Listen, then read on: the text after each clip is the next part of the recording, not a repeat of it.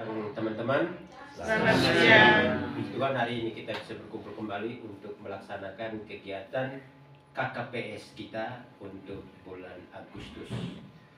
Dan KKPS itu adalah kegiatan di mana kita saling berbagi baik materi maupun sharing pengalaman. Dan oleh karena itu hari ini kita akan berbagi tentang KSP. Kalau dulu KSP, sekarang istilahnya sudah menjadi KSP. Dan setelah itu sisi kedua kita juga akan sedikit lakukan diskusi berkaitan dengan sekolah-sekolah yang saat ini belum tersentuh karena akibat pengawas-pengawas kita yang mengalami purna bakti. Baik, saya kira ini pengantar dari saya. Selanjutnya kita akan mulai kegiatan kita sisi pertama, yaitu pencerahan kepada kita semua berkaitan dengan KSP. Pak Lorenz, saya berikan kesempatan.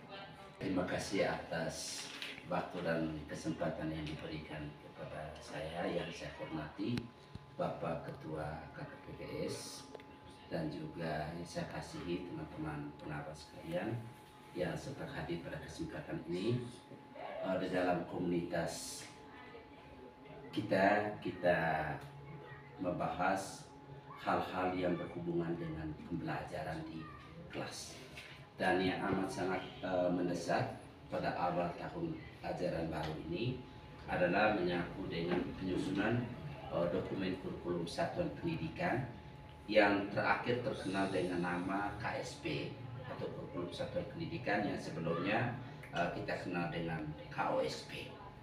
Jadi perubahan-perubahan yang terus terjadi dari waktu ke waktu. Yang pertama ini adalah namanya tes diagnostik. Bapak Ibu sekalian, sekarang ini tes diagnostik itu sudah tidak ada lagi digunakan di dalam yang digunakan tes awal, karena tes diagnostik itu hanya bisa dilakukan oleh para ahli. Sedangkan tes awal itu dilakukan di sekolah. Oke, jadi baik Bapak Ibu sekalian, kita akan menyaksikan tentang penyusunan kurikulum satuan pendidikan yang tentunya berbasis rapor pendidikan. Di sini Bapak Ibu semua tentunya sudah melakukan pendampingan di sekolah-sekolah binaan kita masing-masing.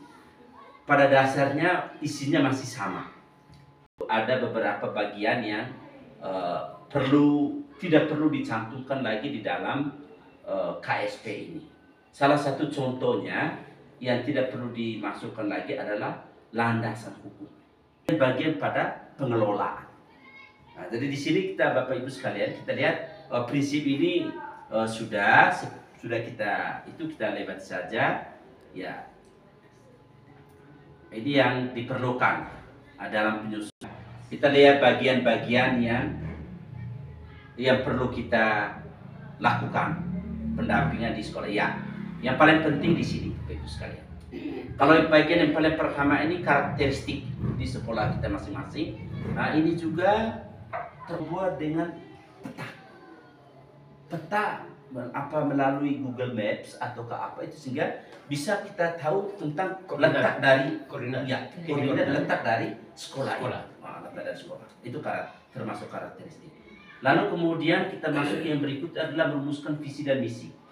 Merumuskan visi dan misi ini Bapak Ibu sekalian, yang perlu kita dampingi di sekolah itu adalah sekarang tidak lagi asal merumuskan visi dan misi sesuai dengan keinginan kepala sekolah, tetapi dia harus melalui prosedur yang sekarang ini oleh guru penggerak.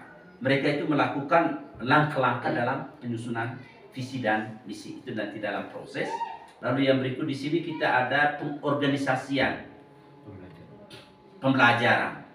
Setelah itu di sini menyusun rencana pembelajaran, dan yang kelima itu merancang evaluasi, pengembangan profesional dan pendampingan.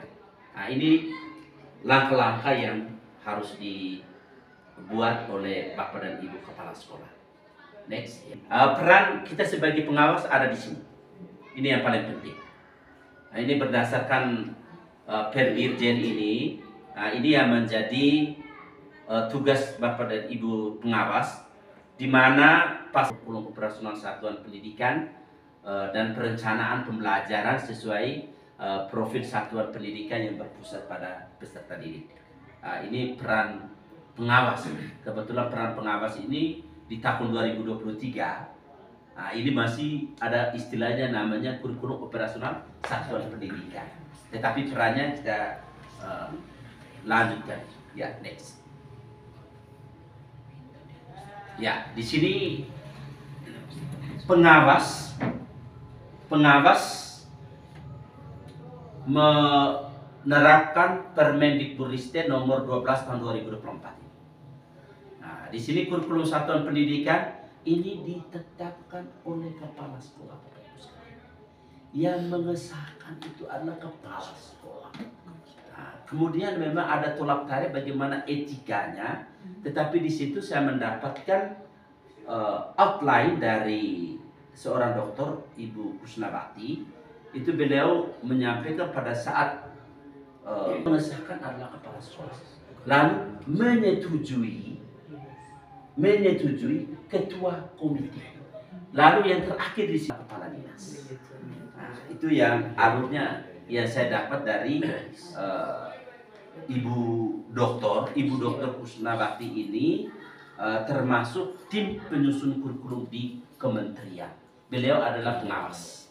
Beliau adalah pengawas SMT. Artinya mohon izin Pak Lawrence. Ya. Kalau kita kaitkan dengan Permendikbud 12 tahun 2024 pasal 30 itu jelas kurikulum satuan pendidikan ditetapkan oleh kepala satuan pendidikan. Jadi apa yang dijelaskan Pak Lawrence masuk akal. Ya benar begitu.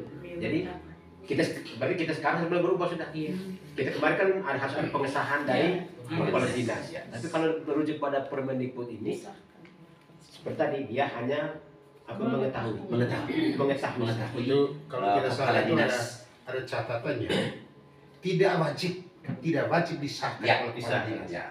Tapi kalau memang harus itu ya mungkin Ada solusinya seperti ya, tadi. tidak kita Mereka hanya mengetahui saja.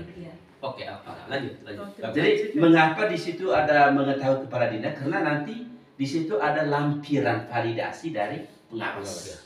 Nah, lampiran validasi dari pengawas ini nanti di dalam dokumen itu kita tidak muat pada bagian depan, tetapi nanti pada saat bagian di lampiran. Oke, next. Ya, jadi kembali dari di sini kita tidak ada di dalam dokumen itu ada kata pengantar, tidak ada lagi. Kalau kata pengantar itu dalam rangka penyusunan karya ilmiah, daftar isi. Tetapi kalaupun itu dibuat oleh pihak sekolah, hanya yang namanya prakata, yaitu ucapan terima kasih. Nah, itu Lembar ya. pengesahannya ada di bagian depan. Ada lembar validasi nanti, Pak. Lembar validasi. Oke, saya rasa di sini saja. Nanti kita lanjutkan sebentar dalam diskusi kelompok. Waktu selanjutnya saya kembali ke Bapak Ketua. Terima kasih. Baik, kita beri aplaus untuk Pak membersamai kita dalam kaitan dengan kurikulum satuan pendidikan.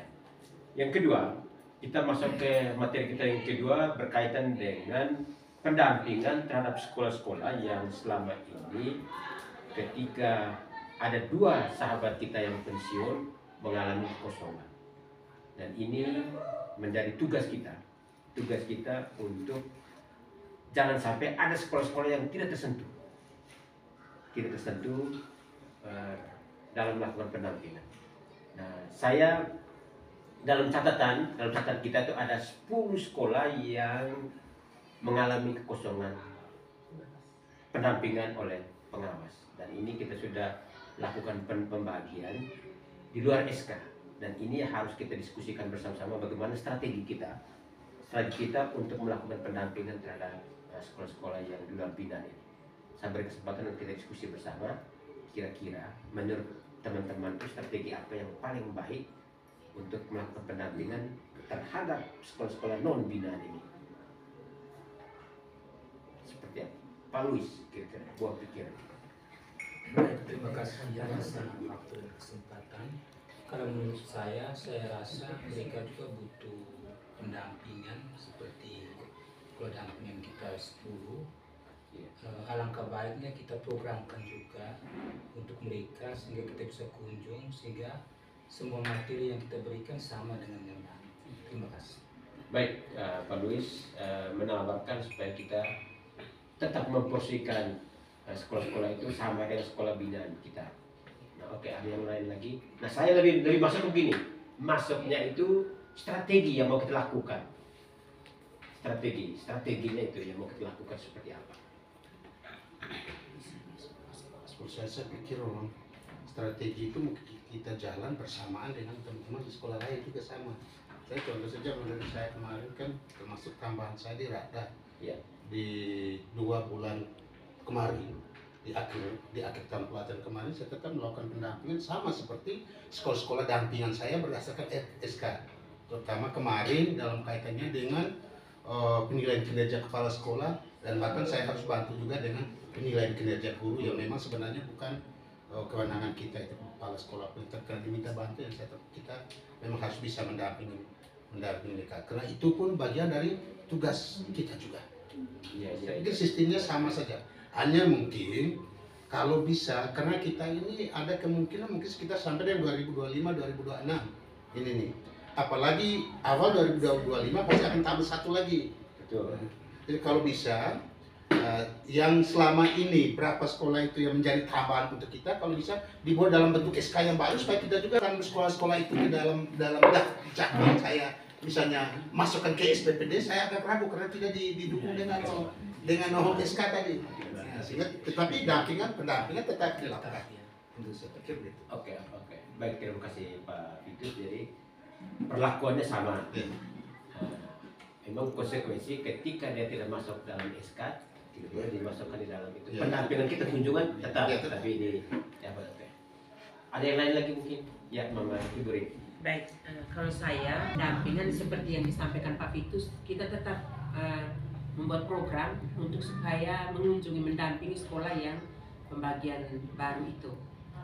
Yang kedua berkaitan dengan materi seperti hari ini, berkaitan penyusunan KSP, kalau boleh sekolah-sekolah dampingan kami yang jangkauannya agak keluar dengan sekolah dampingan yang kemarin, kita minta kalau boleh dalam komunitas gugus atau apa dilibatkan bersama.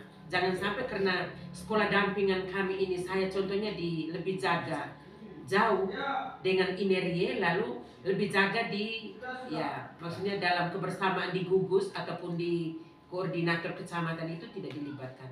Contoh materi seperti KSP ini kalau boleh teman-teman yang lebih jaga itu mereka juga masuk dalam komunitas gugus yang ada di Kecamatan Bejawa.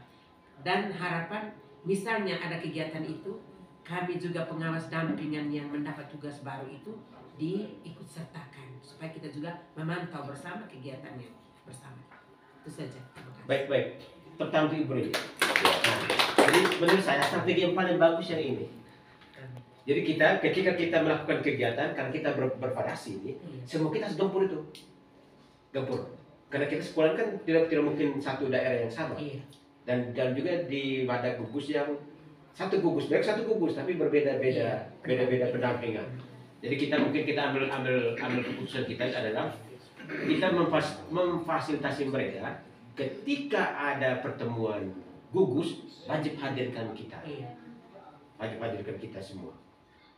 Saya kira ini yang kita sepakat. Jadi kita ada dua, satu di Kecamatan Bejawa, satu di Kecamatan Riung. Nah Riung ini tugas Pak Luis. Pak Thomas. Pak Emil dari Gros. Pak Emil dari Gros. Jadi itu yang memang saya ada salah juga, saya di Riau, saya komunikasikan, saya cek dulu ketua KKPS mereka, masalah MKKS nya di Riau siapa supaya kita minta mereka kumpul untuk kita kumpul. Jadi saya sangat mengharapkan poin yang kedua, poin yang pertama tadi kita gerakan bersama tentang KSP, kekerasan pendidikan di sekolah kita masing-masing. Yang kedua ini, kegiatan gugus itu wajib kita hadir. Dan yang kedua, untuk sekolah-sekolah non binaan, kita semua hadir di tempat itu. Saya kira ini saja. Ada hal lain ya Ibu? Sebelumnya, kalau gugus dalam satu kecamatan ya ada 2-3 gugus, bahkan mungkin 4 gugus. Kemudian pendampingan itu nanti dengan guru-guru dalam gugus itu. Sementara tugas kita kan mendampingi kepala sekolah. Saya pikir lebih tepatnya kita hadir saat K3S dalam kecamatan itu. Sehingga kehadiran kita juga kalau dalam gugus, biasanya ada 4 gugus, kita dalam 1 bulan 4 kali pertemuan di kecamatan itu, di sekolah dampingan kita yang baru. Tapi kalau misalnya K3S, sudah pasti 1 bulan 1 kali. Dan yang kita dampingi adalah kepala sekolah. Tujuannya kita punya persepsi yang sama untuk semua kepala sekolah itu. Dampingan kita apa-apa ya sama semua. Kalau guru nanti guru dan kepala sekolah. Belum lagi ada beda lagi gugus, ada kita sampaikan lain gugus ini lain. Kalau kepala sekolah 1 kali 1 bulan. Itu mungkin pendapat saya. Oke. Kepala sekolah. Tapi yang dimaksudkan Ibu Rina adalah awal. Kegiatan awal begini nih, kegiatan awal pas lagi ada pertemuan gugus itu kita semua hadir bersama. Bahwa pendampingan bulanan, nah itu yang kita hanya kegiatan awal ini. Kegiatan awal saja.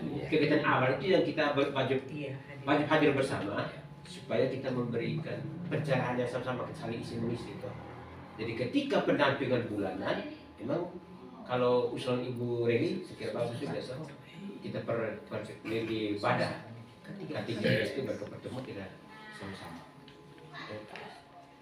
Berarti setelah kita mendengar pendapat tadi, kita harus koordinasi dengan Korwil, sehingga jangan kepala sekolah udah pergi sendiri dia punya. Begitu Korwil mau kumpulkan, kepala sekolah suruh pergi ke sekolah, akhirnya ini kumpul di sekolah itu, padahal kegiatannya di sini.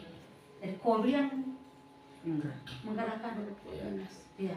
Kami yang begitu tidak Korwil kan kami sekarang Pak Yus, saya kan tidak Korwil, tidak Pak Yus nanti yang menggerakkan. Iya.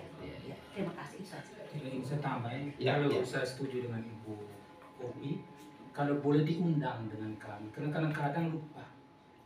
Kode itu lupa kami. Kadang-kadang pertemuan. Abdul masih lagi? Jadi baik, jadi selama ini kan kita ini di kecamatan itu setiap kali KKG itu pada bukunya, kita selalu diundang. Nah, K3S otomatis 1 bulan sekali.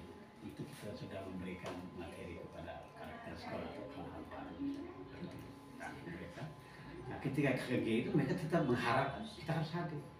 Tadi situ bilang Pak, kita kebiasaan kita ulang kembali dengan supaya teman-teman guru juga dengar. Termasuk masa kita ini yang tidak sering ke kelas itu sudah membesar kepala sekolah kan kadang-kadang kita datang setil model dulu sama kelas itu. Karena teman-teman guru bertanya kepada kepala sekolah tempat harus datang.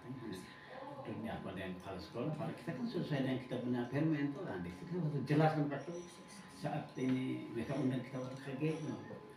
Lalu yang kedua mulai saya di sana, yang baru itu Pak Huber. Betul. Dari KG itu saya tetap hadir Pak Huber. Kalau dia sering hadir, kalau dia tidak hadir dia sampaikan bahwa saya bisa hadir. Nah, saya tetap hadir. Kemudian ke Lopijo, misalnya KG di Gugus 5. Nah, saya atas walaupun Lopijo itu Pak Anus. Begitu. Nah, rasa yang perubahan ini kita kan hanya kalau tadi ngomong MGM Musyawarah Guru Musyawarah itu MKS sendiri kita kan di K3S tuh Musyawarah Kerja Kepala Sekolah. Itu tuh. Saya kira selama ini kita hanya kadang tidak diundang ya. Dulu kan Pak Alo masih ini irisan yang saya, Pak Alo sering hadir. Ketika ada KG di Pak Alo masih di Papua dengan di Babato, nah itu kan sering kita hadirkan sama-sama. Saya rasa kita seperti itu. Hanya dalam SPPD itu kita tidak bisa isi sekolah itu nanti ada dalam SK, kita tidak bisa. Nah, dan sama pertemuan itu, dalam itu tetap biasa. Itu dalam yang sekolah itu. Dalam itu harus gitu. Oke. Baik, pertemuan awal yang kegiatan KKG tadi kita tahu istilah masing-masing. Tapi kalau di Bejawat namanya pertemuan gugus. Kami di Bejawat ada agak istimewa karena sekolah banyak ini. Kami total sekolah itu 27 sekolah. Sehingga kita untuk memudah koordinasi itu tidak kumpul semua, tapi kumpulnya per gugus. Jadi kita mungkin saya minta hadir tuh di Bejawat tuh saya minta hadir nanti di gugus 3. Di gugus 3 itu yang kita semua akan saya undang untuk hadir. untuk kita membersamai mereka di gugus 3. Kalau gugus 1 itu tanggung jawabnya saya, gugus 2 tanggung jawabnya kolaborasi saya di GOPI, gugus 4 tanggung jawab Ibu OPI semua. Kami menjawab gitu jadi gugus, nanti kita gugus 3 dia kita akan kolaborasi. Saya kira ini sih teman-teman, hal-hal lain poin bros ada mau sampaikan. Selamat. Mohon maaf tidak mengikuti materi dari awal, terlambat, dan saya mengikuti atau mendengarnya setengah saja. Tetapi kita saling sharing tentang kegiatan seperti ini, bahwa untuk saya di Kecamatan Volmeze 9 sekolah, saya rasa tidak ada persoalan. Tetapi karena memang kegiatan KKG-nya itu aktif, yang menjadi kesulitan bagi kami yang tangani di Kecamatan Riung. Contoh di salah satu sekolah itu, sekolah bilang saya di SD Ilmu Kosambi, betul-betul yang aktif paling di sekolah itu. Tetapi kadang kalau kita melibatkan sekolah-sekolah yang dalam wilayah Kudus macam KKG-nya kurang aktif, sehingga kita menjadi kesulitan untuk mempersatukan mereka, Tetapi kita sama-sama mendoakan agar apa yang menjadi kendala bagi kita semua, khususnya kami yang tangani 2 kecamatan ini, supaya segala program kerja yang mungkin selama ini mengalami hambatan, mudah-mudahan Tuhan menggerakkan hati kita semua untuk kegiatan ini boleh berjalan dengan baik. Itu harapan saya. Karena memang untuk mempersatukan mereka di wilayah pantai ini, harapan saya itu dari Pak Ben, saya dari Pak Ben sebagai sekolah penggerak, supaya bisa mungkin ada hal-hal baru, saling berbagi. Tetapi kenyataannya juga terkesan masih ego lembaga, sehingga hal-hal baru itu betul-betul hanya Pak Ben punya sekolah itu yang tahu, tetapi sekolah imbasnya kasihan. Tetapi saya sebagai pengawas atau sekolah binaan ini, saya tidak berputus asa. Saya tetap berusaha dengan cara saya sendiri agar hal-hal baru itu kita boleh saling berbagi. Mungkin itu Pak Yus. Terima kasih, saya kembali. Baik, terima kasih pertemuan kita. Nanti hal-hal lain yang ingin didiskusikan sebentar. Dan pada akhirnya kesimpulan dari pertemuan kita, kegiatan KKPS kita hari ini, pertama, KSP, kurikulum satuan pendidikan, itu menjadi gerakan bersama kita. Jadi setelah ini kegiatan pendampingan kita membersamai kepala sekolah itu, fokus kita adalah di KSP, kurikulum satuan pendidikan. Jadi kita materi yang ada kita tinggal ketemu. Yang kedua, strategi kita dalam melakukan pendampingan terhadap sekolah-sekolah non binaan itu adalah melalui wadah gugus. Melalui wadah gugus kita pembinaan, gempur bersama. Teristimewa Riung itu nanti kita akan dorong lagi untuk aktifkan kembali kegiatan gugusnya, supaya berbagai informasi itu jangan menjadi monopoli satu sekolah, tapi menjadi tersebar semua, sehingga gerakan kita itu kemajuan ukuran pendidikan bukan satu wilayah, tapi bukan satu sekolah saja, tapi menjadi satu gerakan bersama seluruh kabupaten Garut. Saya kira teman-teman, akhirnya terima kasih untuk partisipasi kita semua. Sangat kita harapkan kegiatan-kegiatan kita itu, karena ini ruang untuk kita saling berbagi praktek baik, maka setiap bulan itu kita mulai aktif kembali kita punya kegiatan KKPS. Terima kasih, Tuhan memberkati. Amin.